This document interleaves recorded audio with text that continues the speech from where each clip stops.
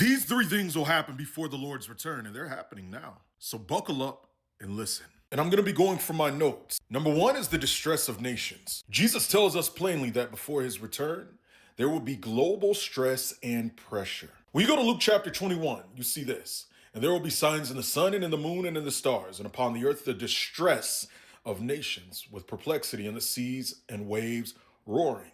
Men's hearts failing them for fear and for looking after those things which are coming on the earth, for the powers of heaven shall be shaken. Now, the phrase distress of nations implies collective anxiety and confusion and instability. And when you read the other scriptures, this can include wars and rumors of wars. You have your riots and your political unrest. Kind of like the stuff that we're seeing right now, which literally has governments on the edge, because it's not only happening in the United States of America.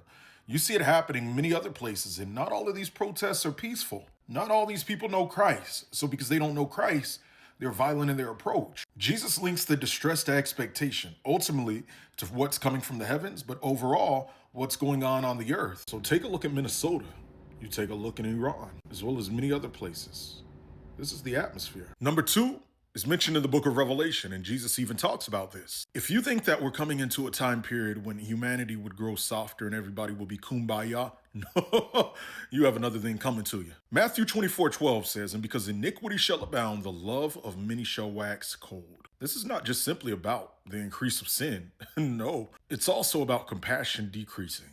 People becoming desensitized. Let me ask you a question right now. If you get on Instagram, you get on TikTok, you get on Facebook, people are becoming desensitized. And the internet is playing a huge role in it. So the internet is indirectly aiding in fulfilling this prophecy. Not saying the internet is bad, but it's people on the internet. It's less repentance. People are taking up for sinners. I saw somebody comment on my post the other day. I bet God let out a few cuss words. God will curse, as in cause something to reduce, but he doesn't cuss. Plus, there will be more hostility towards God. We clearly see this in Revelation 16:9, which says, and men were scorched with great heat and blasphemed the name of God, which has power over these plagues, and they repented not to give him glory. Even when people understand that it's judgment, their hearts remain hardened. There's no repentance, there's rage against God. Tell me you're not seeing that now. Some people know, but they're openly angry towards God. And number three is the gospel being preached. Matthew 24:14, and this gospel of the kingdom shall be preached in all the world as a witness unto all nations, and then the end shall come. In the first century, the gospel reached much of the known world. But now, the internet and planes, digital media have made this happen at a scale